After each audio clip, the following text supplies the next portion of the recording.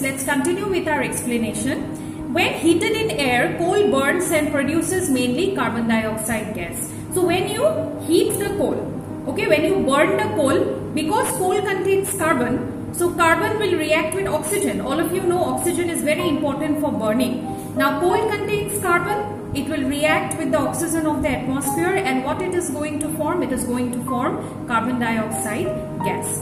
Coal is processed in industry to get some useful products like coke, coal tar and coal gas. So these are the products that you get from coal. So we are going to go through them one by one. So first let's go to coke. What is coke? It is a tough, porous and black substance. Okay, it is a tough, porous means it contains holes, okay, and it is black in color. It is almost a pure form of carbon. Okay, so coke is nothing but carbon. It's a pure form of carbon. Coke is used in the manufacture of steel. Okay, so we know in the manufacture of steel, carbon is used. So what form of carbon is used? Basically, coke is used. And in the extraction of many metals. Okay, so it is used in the manufacture of steel as well as in the extraction of many metals. Okay, so this is coal. So all of us, we have seen coal, how it looks like. So this is coal. Okay, so now coal tar. It is a black thick liquid with unpleasant smell. Now tar, all of us know, it's kind of a grease, okay, black liquid, and it has a very unpleasant smell. It is a mixture of 200 substances. Okay, so the maximum percentage is definitely coal, and it is formed from other substances also. Products obtained from coal tar are used as starting material for manufacturing various substances used in everyday life and in industry like synthetic dyes, drugs, explosives, perfumes, plastics, paints, photographic material, roofing material, etc. So coal tar basically is used in many industrial purposes, like for manufacturing dye. Dye means color, drugs, obviously medicines, explosives, okay, crackers, perfumes, plastics, paints, photographic materials, okay, negative and all that we use for photography, roofing materials, the substances that are used in the manufacture of roofs, okay, etc. Interestingly, naphthalene balls used to repel moths and other insects are also obtained from coal tar. So naphthalene balls are also obtained from coal tar, and that is why we get a typical smell from naphthalene which resembles to coal tar. Okay, it's because coal tar is used in the manufacture of naphthalene also. These days, bitumen, a petroleum product, is used in the place of coal tar for metalling of the roads. Nowadays, you see now whenever the roads are made, a black liquid is used. Okay, so that is bitumen. Okay, that is obtained from petroleum, not from coal. It's a petroleum product. But earlier, coal tar was used. Coal tar also, it looks quite similar to bitumen. Okay, but because it had certain disadvantages, later on bitumen was replaced. Okay, it was used later. So now we come to coal gas. Coal gas is obtained during the processing of coal to get coke. It is used as a fuel in many industries situated near the coal processing plants. So whenever from coal you are making coke, a gas is released. Okay, suppose you are making coke from coal, a gas will be released during that process. That gas is called coal gas. Now coal gas, what is the use? It is used as a fuel in many industries which are situated near the coal plants. Coal processing plants means the plants where, or the industries where coal is processed to make coke or coal tar. Okay, those are called coal processing plants. Okay, so there it is used as a fuel. Okay, so basically in the manufacture of coke or coal tar, this coal gas is released, and that is used as a fuel to make these items again. Okay, yeah, so this is bitumen. So all of you now, I think you understand the black liquid that is used in the metalling or surfacing of roads, that is called bitumen, and coal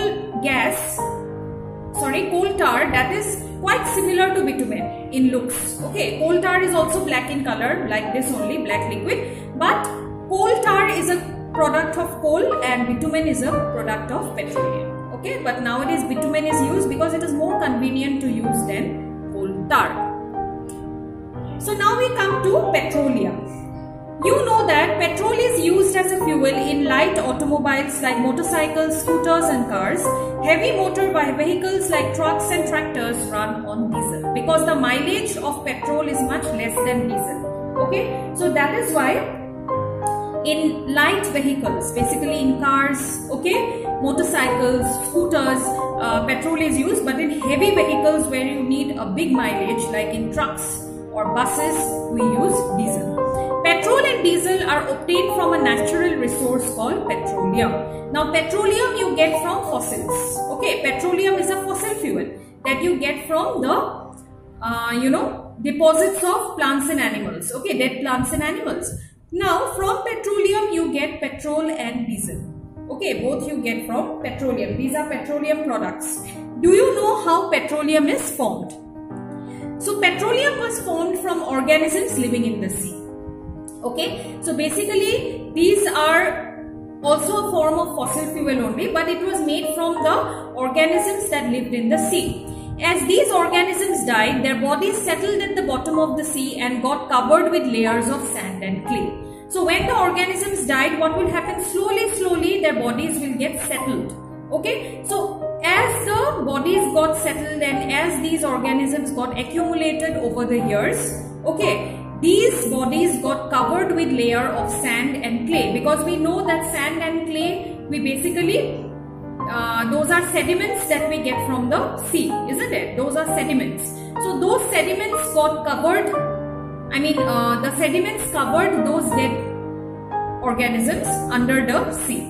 Over millions of years, absence of air, high temperature and high pressure transformed the dead organisms into petroleum and natural gas. Okay, so over the years what happened?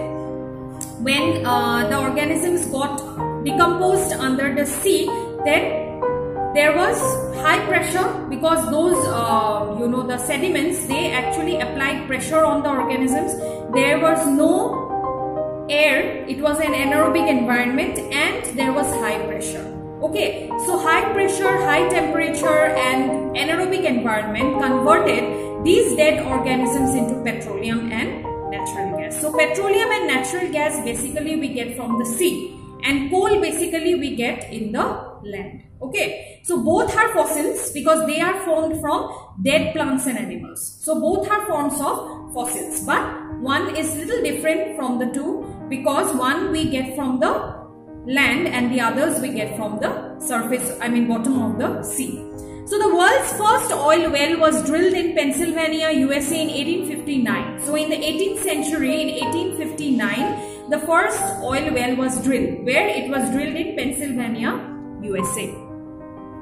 So 8 years later, in 1867, oil was struck at Makum in Assam. Okay, so Assam we have the oil refinery, isn't it? Oil refinery we have in Assam, and this actually in 1867 only oil was found in Assam. In India, oil is found in Assam, Gujarat, Mumbai High, and in the river basins of Godavari and Krishna. So these are the places where we get oil. Okay, now refining of petroleum.